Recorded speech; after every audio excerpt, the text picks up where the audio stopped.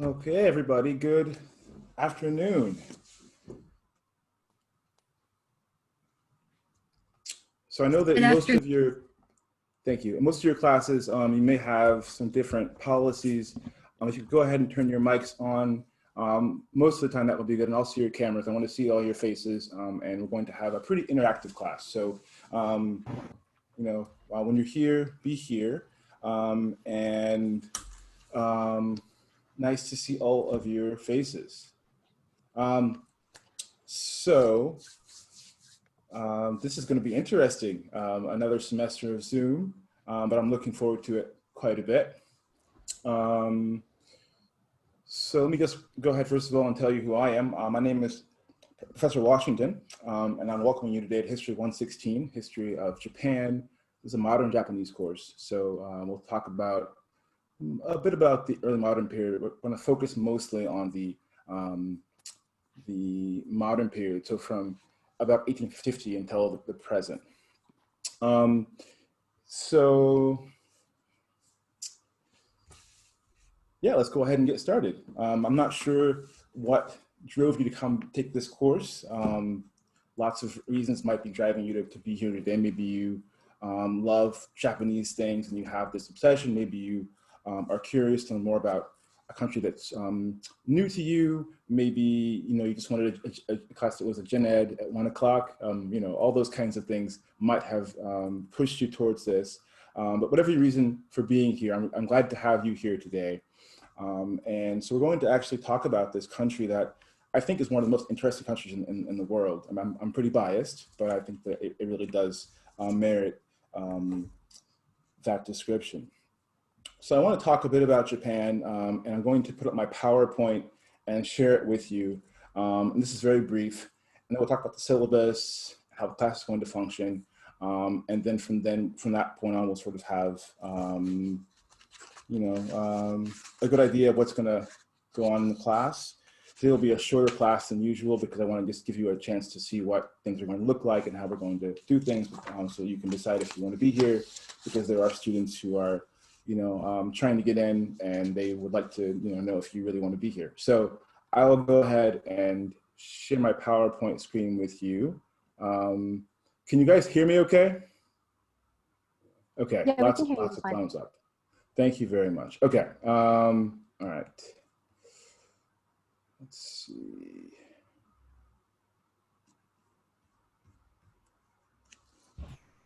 Okay, I'm going to go to share screen. Okay.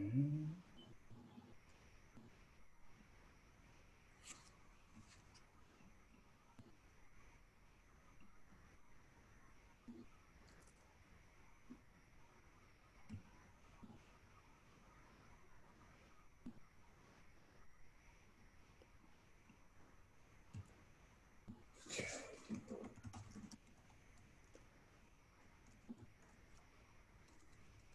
That is a new thing.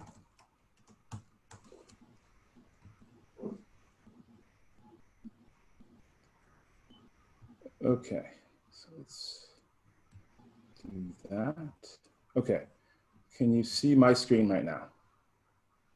Yes. Yeah? Okay, so let's do this.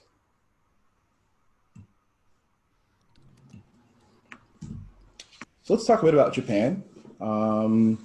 Japan is very far away. It's a very, very far away country. A nonstop flight from Boston to Tokyo would take about 14 hours. I can't afford that flight, so I take two different flights, and it takes, sometimes, with two layovers, as much as like 18 hours to get to Japan. So it's a far away from us in terms of distance and location. And for people in the West, where we live today, Japan has been far away for a long time. When Europeans first reached Japan in 1543, they had traveled, I'm going to show you another map here, from Lisbon, Portugal, which is here, and they'd gone all the way down to the Cape of Good Hope, which is down here, and they had to stop a bit there, and then they stopped again over here, probably somewhere in East Africa, and then on to Oman, and then on to the Mughal Empire over here in Goa, in India, and they oftentimes would actually get shipwrecked here, but they made it eventually from Indonesia up to Japan.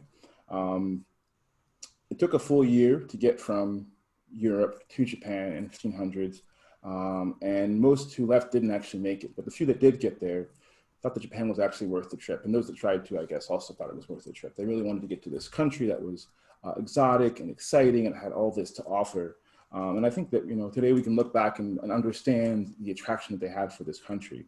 Japan's also far away in terms of culture, language. People in Japan speak Japanese, which is a very difficult language, and one that is very much unlike English or other Western languages that you might be familiar with. So if we're thinking about, you know, languages that resemble English, you might feel like Spanish is not very native to you or easy for you to speak, but the way that you say Spanish, for example, the way you say bank in Spanish is actually quite simple, banco, or banque in French, and in Japanese it's ginko. So it's a whole different universe, right, linguistically. And this is part of what has separated Japan from the West for quite some time, until Europeans worked on the language and acquiring the access to Japan that gave them the ability to then communicate and to share cultures back and forth with Japan. Let's talk a bit more about the language. This is, if you take Japanese language courses, this is probably not new to you, but if it is new to you, I wanted to take the opportunity to, you know, kind of just give you some of the basics of what the language looks like. So Japanese writing, it uses two different writing systems, and I'm going to explain those very briefly here. So this black text is the combination of these two systems together to write a sentence. Can any of you that are there today, like right now, read Japanese? And you can say yes, you can take off your, you can put your audio on and say yes, so I can see that you are able to. Can anyone read what this says? I can. All right, is it Todd? Yep.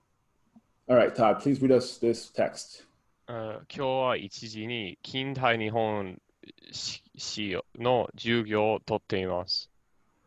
Okay, awesome. All right, so what does that mean, Todd? Today we start our modern Japan history class at 1.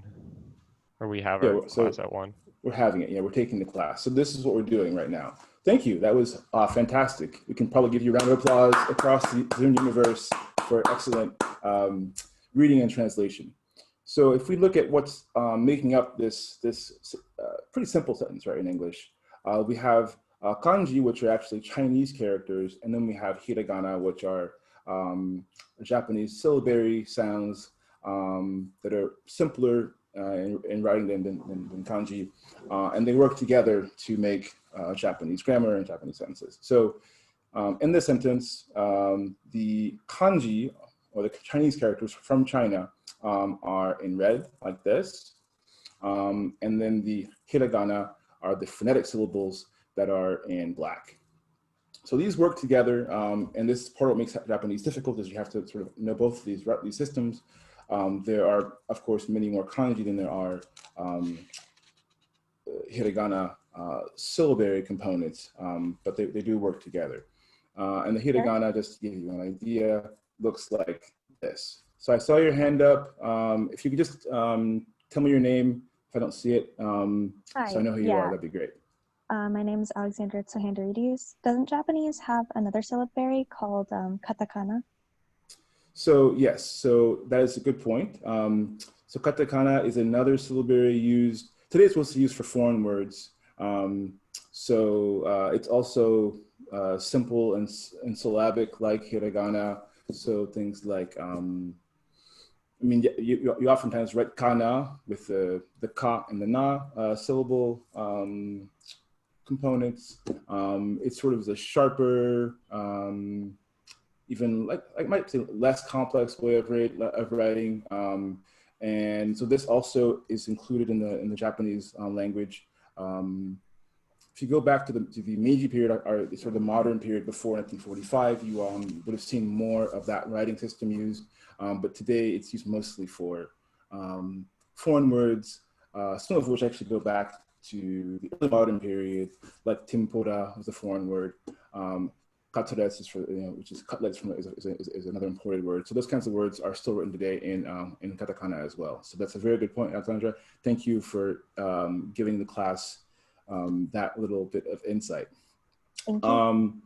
Other questions that you guys have about the language? Okay, so that was a quick, just sort of brief flyby overview of the language. So what you'll also see is that Japanese is written as it's pronounced. So if you go back to this, it's not helpful, but kanji is pronounced kanji and hiragana is hiragana. So it can be easy to pronounce once you know what the sounds the language is making are. So let's go on from language and talk about other parts of the culture in Japan. One thing about Japan that I think that we should sort of always keep in mind is that Japan is a really old society. We might feel that American culture, perhaps even like British culture, has some pattern, has some age to it.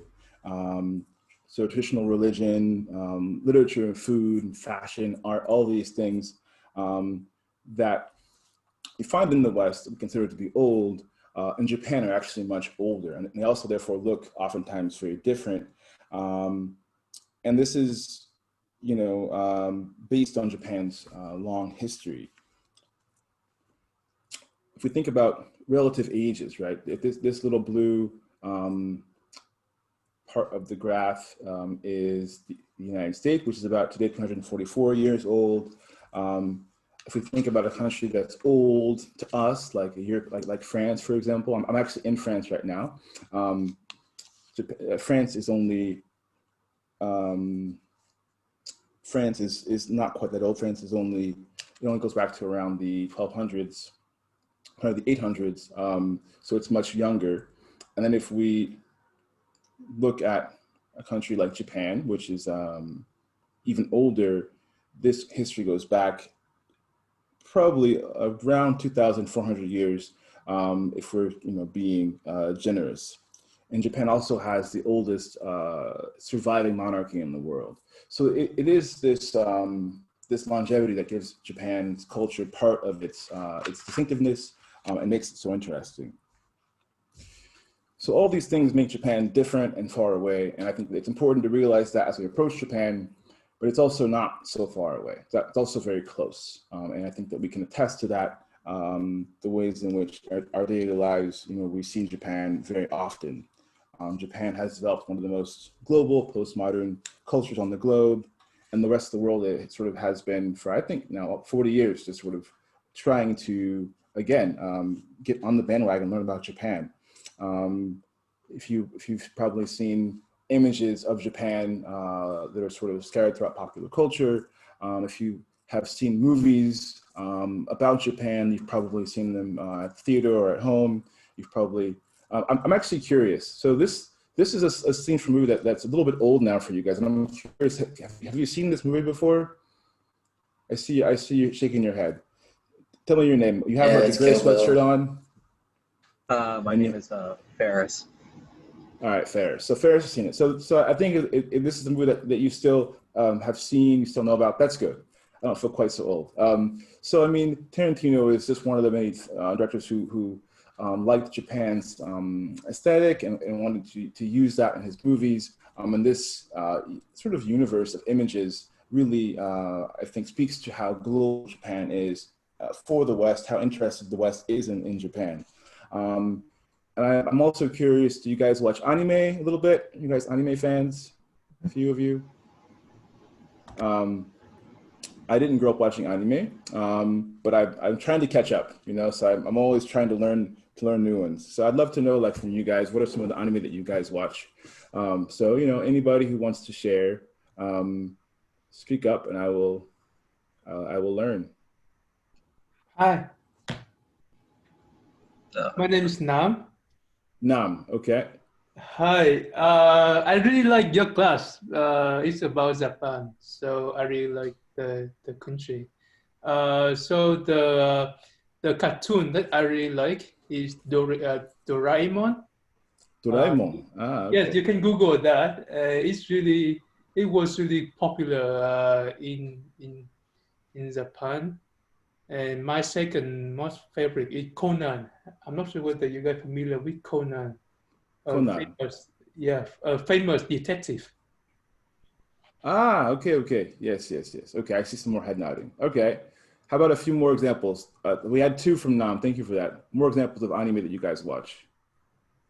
I can go, I guess. My personal favorite is an anime called Fruits Basket. I have Fruits most of it Basket. behind me. Yeah, and then my other favorite, I don't have an example, is Haikyuu. It's about volleyball. Fruits Basket, I will let you know, covers a lot of dark themes. It might not seem so at first, but then you get into it's currently coming out. It was written in the 90s. There was a series in the 2000s. They did one season, and then it's recently it's going through a reboot right now. So. Okay, Fruits Basket. That's new to me, and I've heard of Conan, but never Fruits Basket. And I think I've also heard of Haikyuu before. It's boys volleyball. Yeah, cool. All right, thank you for that. One that I started watching last year. I'm not sure because of the interface this isn't going to work, but I started watching one, and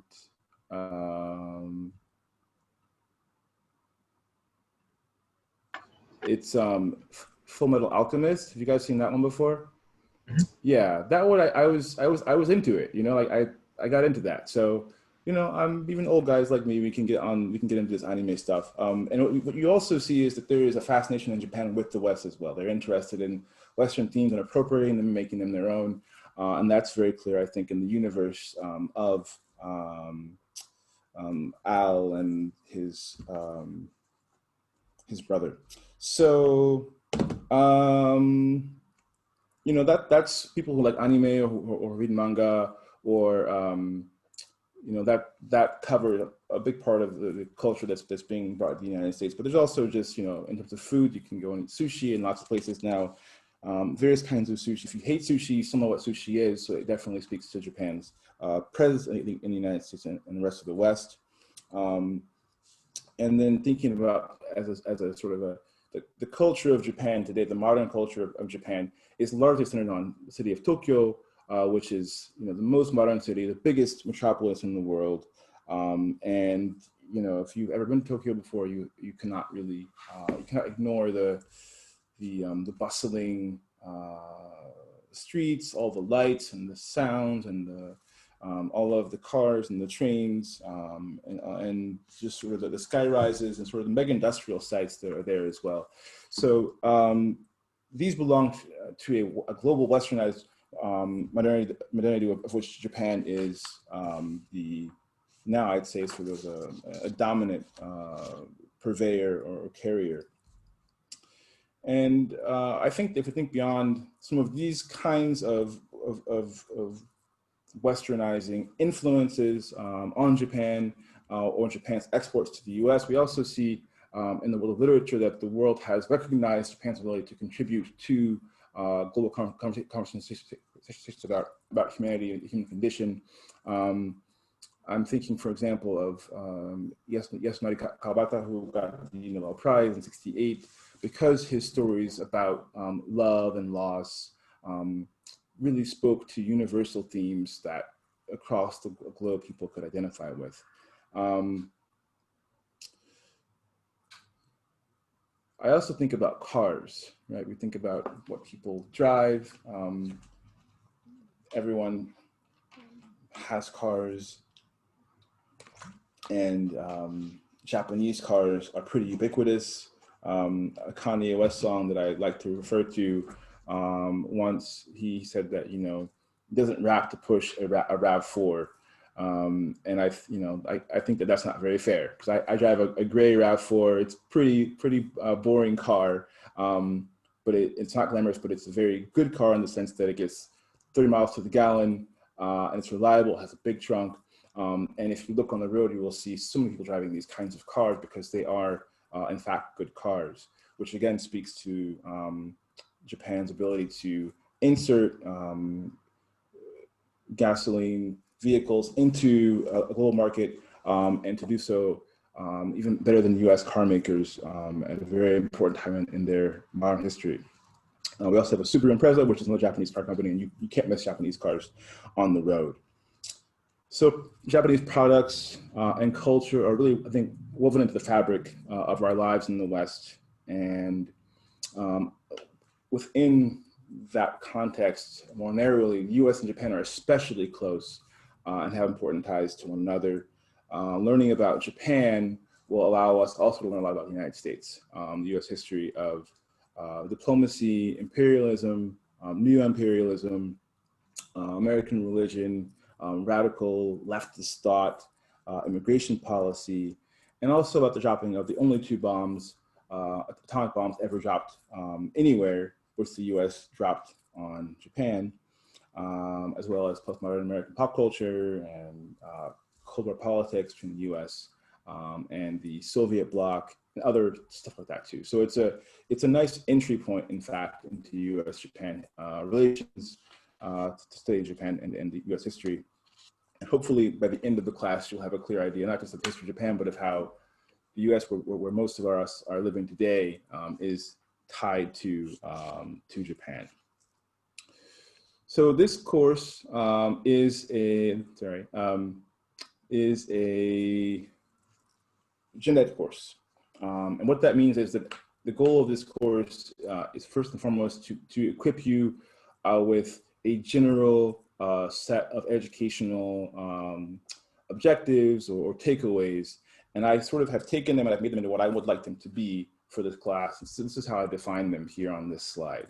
So I want you to leave this class with a complex understanding of these themes: modernization, nationalism, imperialism, capitalism, and also protest, and how these have all impacted modern Japan.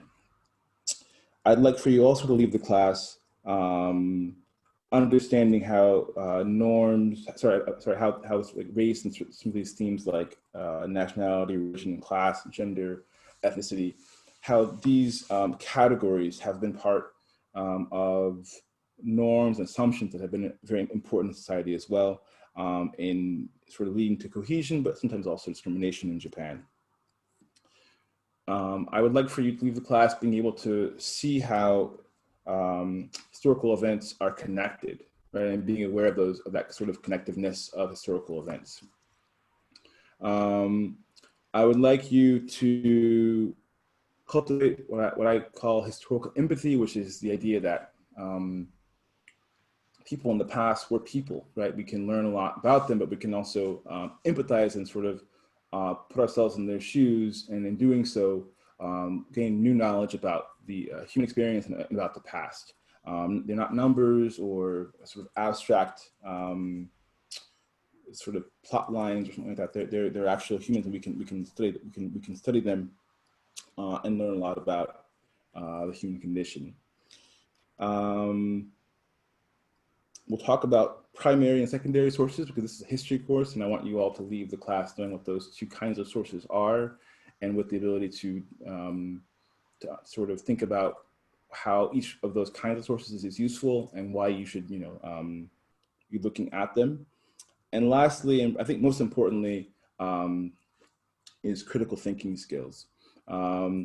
So I would like for you to be able to leave the class being able to synthesize ideas that you're getting through my lectures, through your Friday sections for discussion, through your readings, and put them into meaningful, synthesized blocks that you can communicate, also to analyze historical material, and also to historicize material, which means to put material that you read or things you're reading about in historical context. What is the larger picture of the historical moment in which this thing is happening? So that is sort of the overall set of goals. And actually the goals in the syllabus are actually, there's only 6 of them. So some of them actually are combined here. But I've taken away the writing effectively part here at the bottom. I think it's not going to be, as useful this semester, but the rest of the things are going to be up there.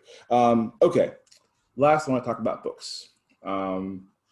So this class should have, if you go to your syllabus, I'm asking you guys to purchase 3 books.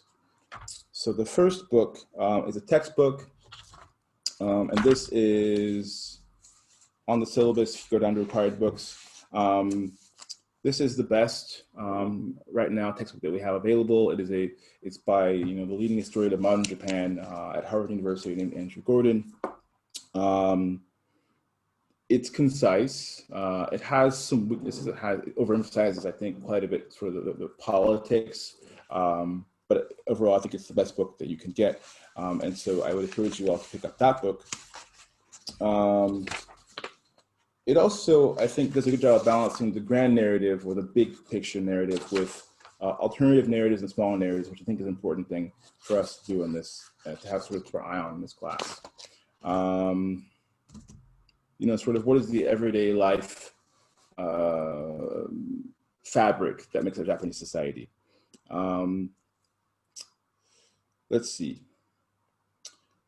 Second of all, I'm asking you guys to get a memoir. This is a book called, this is the Shiba Goro book, translated by Terko Craig, but this is a book. It's the memoir of a samurai on the losing side of the Meiji Restoration. As you will see in this class, we think about the Japan's sort of transition from being pre-modern or early modern even, and semi-feudal to modern as this sort of quick, they call it sometimes a blood-free or bloodless revolution. And I think this sort of transition was easy and quick and almost painless, right? And this is memoir. This memoir will allow you to see that in fact there is a lot more going on here. It was not painless. It was not bloodless, and that modernization was difficult, and it had a lot of victims as well as victors and beneficiaries, and it was complex. And the last book I'm asking you to pick up is this is actually an autobiographical graphic novel or a comic book, if you will, by a survivor of the atomic bomb. And it's a first-hand account, but rendered in his drawings and text with a lot of shock and pain, but also a lot of humor and hope. And so we're going to read that as well. So right now, all of these books are actually available on, you can get them digitally through the HathiTrust Emergency Access Program, which UMass has access to. So if you look, I think I explained this somewhere, but if you on the syllabus, there's a link.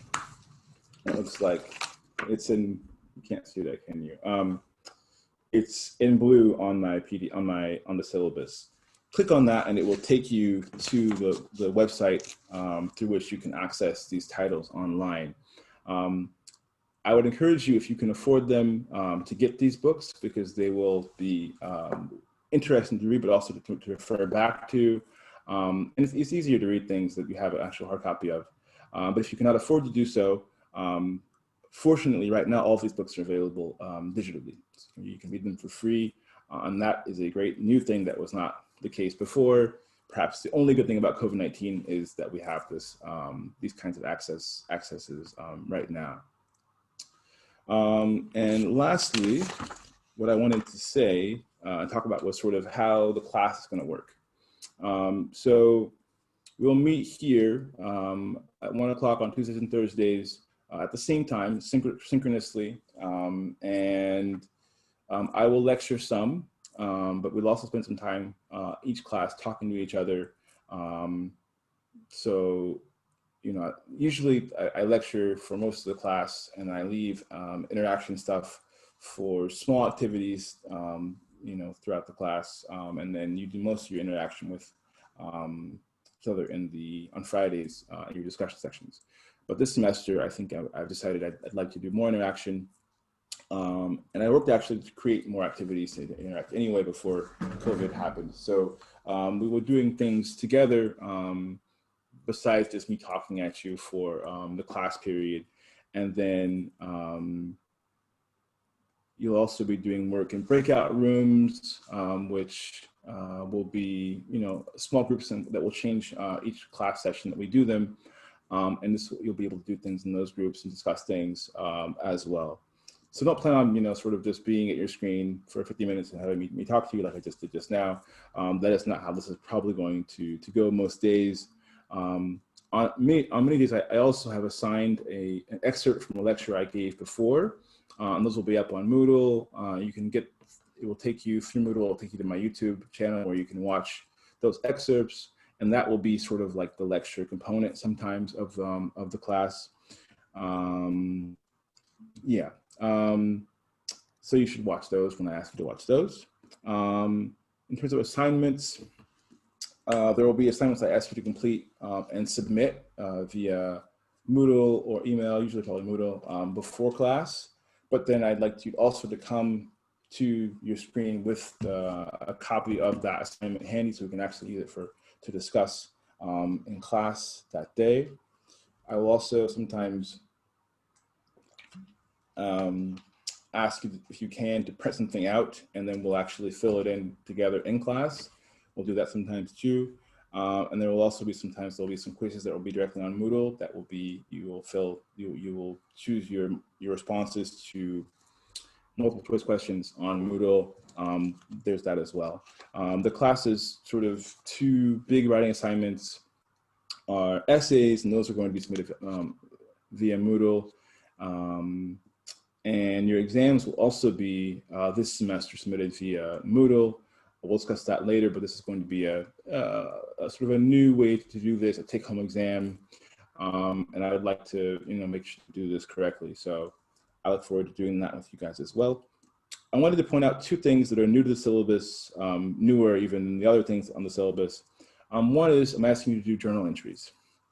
There are only a few of these, but I'm asking you to put yourself in the shoes of somebody who is alive, fictional or real. Probably fictional is probably better, but you can choose. In the period of time described that we're reading about for that class, and to write a very brief entry of what's going on for you and what's happening. What are you experiencing? What's going on for you? And this is a chance for you to really kind of practice historical empathy. And I found that this is one of the things that I started doing recently that students have found interesting and have jumped at the chance to do. So I've decided to do it more. So be sure to look at that on the syllabus. And also, I've also created a new thing. I've called it Pick and Dive, which is a pretty lame name, I think, for an assignment, but I think it captures the essence of what I'm trying to ask you to do. So I'm asking you to read that day's readings and then find something from that really captures your attention, and then go and try and use the internet, use your computer and dive into that topic and see what you can learn about it. And then if you look at the syllabus, how I explain it, I'm asking you to just sort of write up an informal written piece of about 350 words where you share what you've learned. And this, we can actually use that also to share information together as a class. And, I look forward to seeing what you guys come up with for that as well. So those are the main things I wanted to go over today for our brief introductory meeting. I want to also take a second now and introduce you to Devin King, who is the teaching assistant for this course. He will be leading you on Fridays in discussion. He will be taking with me as well attendance. He will be helping us to do this Zoom thing and make sure that we're on the same page and that we're all able to communicate together. And he will also be he'll be doing grading for the class along with me, and he'll just be very involved in the class. So I want to give Devin a chance to say hi And do you want to say a few words before we go, Devin? Yeah, sure. Yeah, I just want to introduce myself. So like Professor Washington said, my name is Devin King. I'm a second year master's student. My focus is public history, primarily what's called cultural landscapes, so designed and natural landscapes, as well as historic preservation. So Japanese history is not my primary research topic. So I'm actually excited to be diving deeper into the topics that we'll be learning about this semester and being able to discuss those with you during sections, as well as in general, just learning about these topics with you all this fall. All right, thank you, Devin. So one thing I'll point out is that, you know, attendance is mandatory for discussion sections and for the class Zoom lectures. So be here. We will be taking attendance. And today is the first day, so we're not gonna do that today. But if you cannot come to class, I ask that you let us know ahead of time. And basically you get 2 freebies. So if you cannot make 2 different classes for whatever reason it might be, and you give us a prior heads up, those will not be taken, they will not decrease your grade for attendance in the class. So keep that in mind.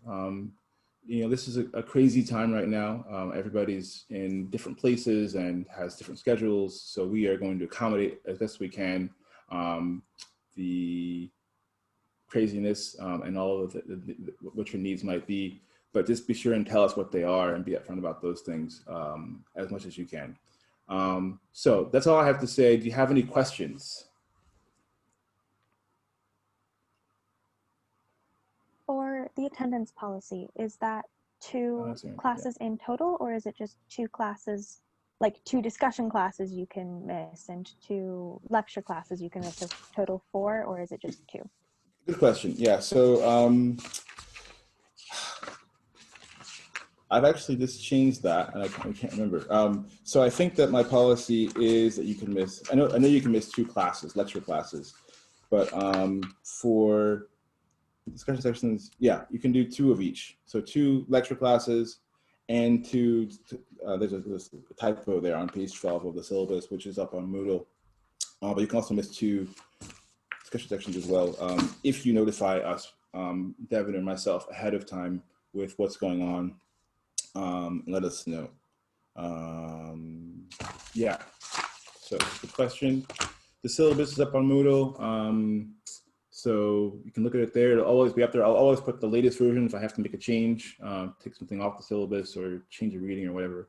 It'll always be up there. So before you start your work for that day, always check the syllabus, and that will be the one that you should refer to do your work. So good question. Other questions? Wells, yeah. Yeah, I had one. So I'm looking at the syllabus right now. I'm looking at the like reading sections where it says like the date, like Intro to the Study of Japan, August 27th, and then it has readings. Are those the readings that are due that day, and assignments? Are those the readings and assignments that are due that day, or the ones that we do after that? Exactly. So what's on that day is due that day. So if not, I should explain. You know, I should say like I should sort of explain that it's not due that day. It's due afterwards, but usually it's due that day. So there's no examples here that of things that are not. They're all due that day. So definitely come to class that day having completed that assignment, and you'll be good to go. Got it. Yes, Elizabeth. Oh, so I saw on the Moodle that there's going to be a map quiz very soon. Are there details about that we need to know about? So it's going to be a very straightforward assignment, which I'll put up after we get done with the lecture. You just are going to download from Moodle a map, and with your pen or pencil, follow the instructions to fill it in. It's all on the quiz itself. This is a way for you to sort of get to know Japan's topography and major cities and geographical features in a sort of quick and efficient way. And then like for you to send those back to us. Now, I think the easiest way would be for you to take a picture and submit that to us through Moodle, and I'll create a link for that. But this is new, so I'm sort of still open to other ideas of how we can get these back. But right now, I think that the best thing is for us to just like fill it out, make a good scan as best you can, and then send that to us. I'll put there'll be like a box on Moodle where I can have you put those. Okay? And is that an in-class thing or? So that would be a thing to do before you come into class on Thursday. Okay, Elizabeth. Other questions? Hi, my name is Nam. So I'm not enrolled in the course. So how do I submit like the assignment and? So to those of you who are here but who are not yet enrolled in the class, I will just email you those things. Although I think I was able to add most of you as guests or give you the password. So you may be able also to access these things on the Moodle webpage, like the students who are enrolled. But either way, you'll have those two options. And then I think that typically over the course of the first 2 weeks, students decide this class is too much work or not enough work or I'm too boring or I'm too demanding or whatever it might be, but they choose to stay or not stay, and then spots open up. So if you are waiting to be in the class, keep coming to class. I will try to make sure you stay caught up, and then try and get in when the spots open up. Oh no, I mean like the quiz. I was saying about the quiz and essay. How do we submit the exam and I mean the quiz and or essay if we don't have access to the Moodle as a student? So I think that I was able to give you access to Moodle now, but if not, I'll just have you email those to me and I will collect them. So okay, perfect. Us yeah, thank you. Sure, now. Other questions? I think I saw Ashley first. When we have lectures, is it going to be on a PowerPoint or we're just going to follow along? So there will be, it's all sort of still developing, but my goal is to have some PowerPoint for most of the lectures. So yes. And if you do like have the lectures with a PowerPoint, will you be posting them on Moodle so we can print it out? Good question. Yes. So whatever I put together PowerPoints, there'll be a folder on Moodle for PowerPoints that will have the PowerPoints for the class up, and then each class should be recorded. And so, like today's class, the PowerPoint may not be recorded, but anyway, but it's all recorded and stored. So I will also be putting up like a link to each class's, like each Zoom class's recording after class is over. So if you miss class, you can just watch the Zoom link, the Zoom recording of the class, and then you can use that to catch, sort of see what happened in class if you want to as well. Thank you. And I had another question about the exams. I know some professors are allowing open book, but I just wasn't sure because it didn't really specify in the syllabus, or at least I didn't see it. Yeah, so I've not done open book before, and I'm thinking about it. I'm thinking about it pretty deeply. One of the issues with open book exams is that students sometimes take way too much time and sort of get lost in the weeds on things that are not central to what they're trying to argue. So that is one of the dangers of that. But the other issue is that sometimes students, how to put this, students who are asked to not use their notes or their books might choose to do so. And it's one thing to say that you shouldn't do that, but given our current situation, I think it's unfair to ask everyone, it's unrealistic to think that everyone would sort of not do that. So I'm thinking about it, how to do this. Most likely what I will do is probably like a timed exam. And I'm able to see when you begin the exam and when you turn the exam in. And so I will use that. And then I may decide to make it open book. But I would probably encourage you to not work too hard on the book and to work more on getting your ideas out, because that's what we're sort of working towards here. Okay. Yeah. So I had a question regarding the math quiz. So for people for any like assignments that we need to like print out and do something on the printout, what if like it's difficult given the current situation to get stuff printed out? Someone doesn't have a printer, or they cannot go to the nearest printing shop because of the pandemic. So what can be done about it? Can we use some sort of electronic marking tool, like like on a PDF? Yeah, I was going to say, so I think this is a sort of an individual case basis kind of thing, but if you are able with your computer or your iPad to try and follow the instructions, but using the screen itself, that's also fine. So, I mean, as you'll see, I ask you to use, sort of small and large dots, and then to draw lines to place to the side, and then to label things. If you can find a way to do that, that works digitally or with your computer, that's definitely fine as well. So that's a great question, Taryn, and I'm happy to take those as well. So I can send you a question. Just 1 second. So does that answer your question, Taryn? Thank you. Okay, sure. All right. So I saw you. Is it Naya? Mm-hmm. Okay. So yes. What is your question? So about the exams, are you going to have study guides? Can you make a study guide? Is it going to be like a multiple choice, or is it going to be like a written exam? So I always provide before the exam. I provide study guides. So you'll have that usually about a week before the exam, and then typically I also try to lead like a review session for students before the exam as well. Have to figure out sort of how that works time-wise this semester, but I think we'll find some way to have a review session before the exam, before each of the exams. So does that answer that question? Yeah, thank you. Okay, you're welcome. All right, other questions? So is the math quiz all that's due for this week?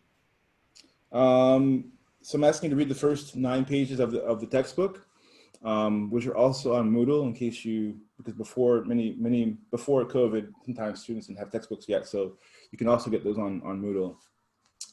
But I'm asking you to read those first 9 pages and then to come to class having submitted your map quiz. And that's all it's due this week.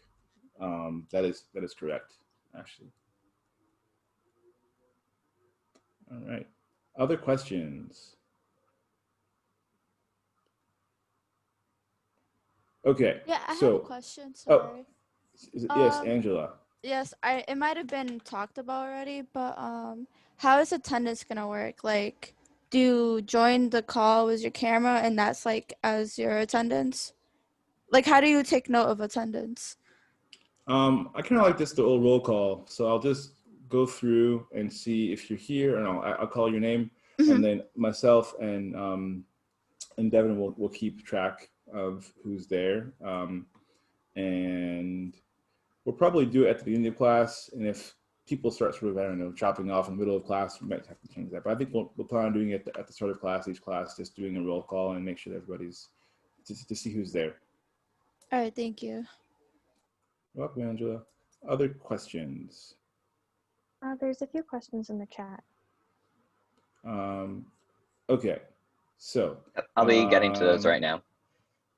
Okay, so I've asked Devin to monitor the chat because it's hard to look at the screen and my notes and PowerPoint and the chat at the same time. And also I'm not really good with chats anyway. So I will kind of let him monitor the chat, and if he has things he'd like to bring up for the whole class, then you can like, I don't know, give me like a hand up or something and we can address it, Devin. So other questions that are not on the chat, not being dealt with by the chat right now?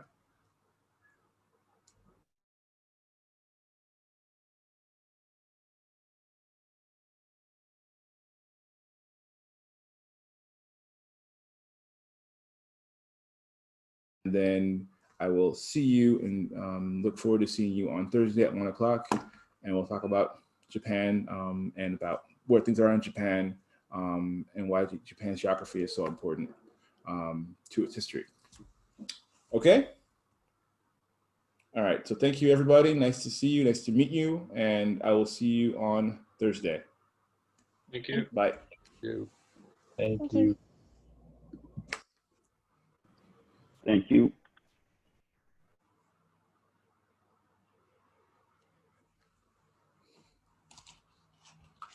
Oh, I sent you an email about scheduling. I just wanted to let you know in case you hadn't seen. Yeah, I saw. You wanted to see about changing your section time. So I can talk with Devin, who is going to be in charge of the different groups about that, and also see what's possible with our the scheduling person for our department.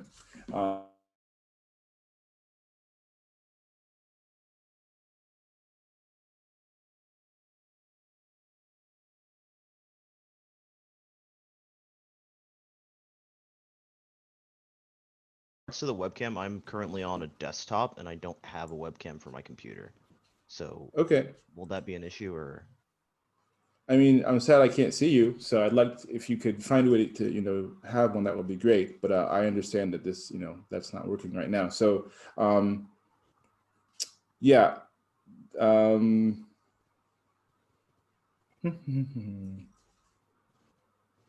mean, I think it's okay. Trying to think. Yeah, I mean, I guess if you don't have one, you can't get one. That's it's fine. So just be sure you're here and do your best to try and take part in class, and we'll just we'll try and sort of see how it goes. Okay, thank you. Bye. You're welcome. All right, let's see a few more people here. Y'all have questions at all?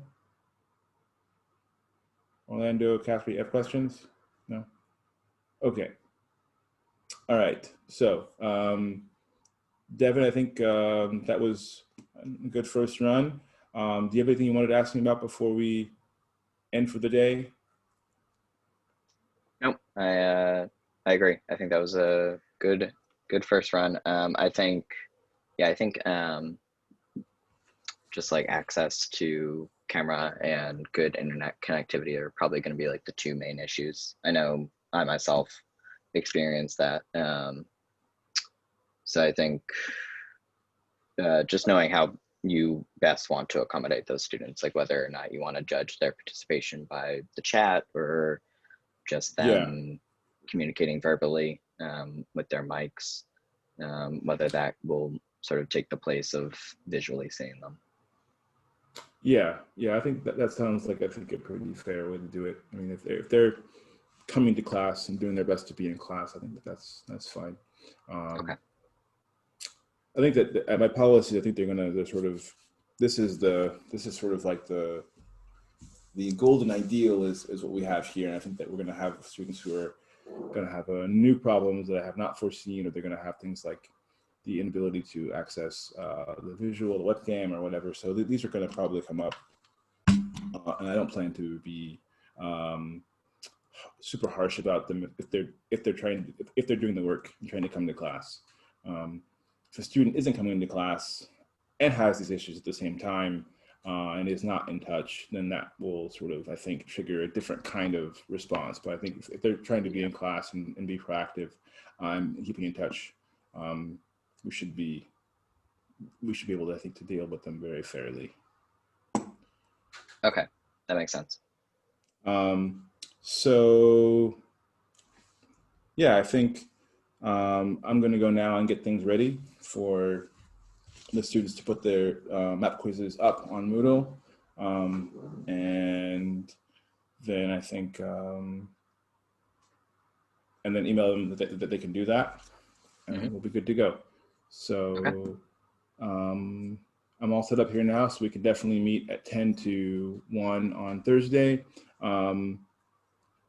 Thinking about, on this Friday, what you guys are going to do, that's really sort of an open-ended thing. So you can choose how you want to do it. Teams usually sort of get to know their students and sort of, discuss what they want to do in the semester, and they sort of break the ice. So besides that, there's no blueprint, So would you like some more guidance, or are you more interested in sort of doing your own thing there? No, I think I already, just as you were saying, I was pretty much planning on maybe doing a short PowerPoint that maybe as the introduction assignment kind of goes over, maybe giving some more detail about like the history of Japan that's coming before the periods that we'll be learning about. Not too much, just like a bit more context about that. Sure. And then obviously introducing myself some more, having the students introduce themselves to each other and myself.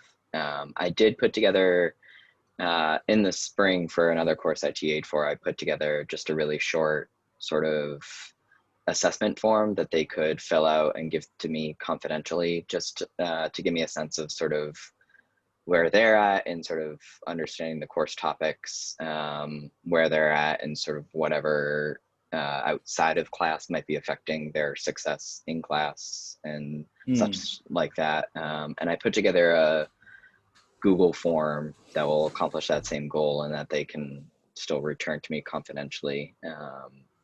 And I'm all set to send that out. If you'd like to review it before me sending it out, I can definitely send it to you right now. I think you can just do that sounds like you could just do that. That sounds good. Okay. Okay. It's confidential, but it's not anonymous, right? So you still know who's right, who's writing stuff, right? Okay. Yeah. Yeah, you can definitely just do that. Sounds very good. Okay. All right. Sounds good. And it looks like books are arriving now at my house. The person who's staying there has received some things. So I think I will be emailing you soon also, that you can get the books and you'll have the hard copies that you can just take and use, with your hands and with your, face to face or face to page or whatever. Great. Thank you. Week. Yeah, you're welcome. Good to see you, Devin. Good to see you. See you on Thursday. All right. Great.